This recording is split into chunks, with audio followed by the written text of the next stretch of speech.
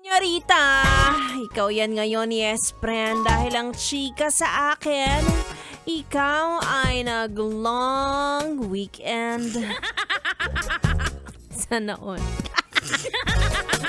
Mga yes friend, it's me, it's your girl DJ Ganda Wanda. Kasama nyo na naman para sa ating programang Chika ni Wanda.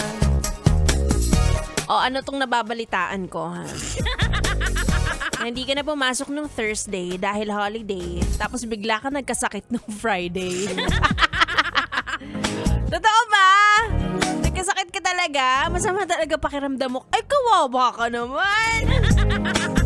Tapos nung Sabado, nakita kita sa mall. Masigla ka na. Ano yun, ha? Nakakatawa ka. Ikaw ginagawa mong pinanganak kahapon ang mga tao. Wag ganon. Kapag ganyan, i-file mo na lang ng VL. Habang malayo pa ikaw naman, alam mo naman maglo-long weekend. Tapos kunwari ka pa, magkakasakit ka. Tapos akala mo may naniniwala sa'yo. Wala naman talaga.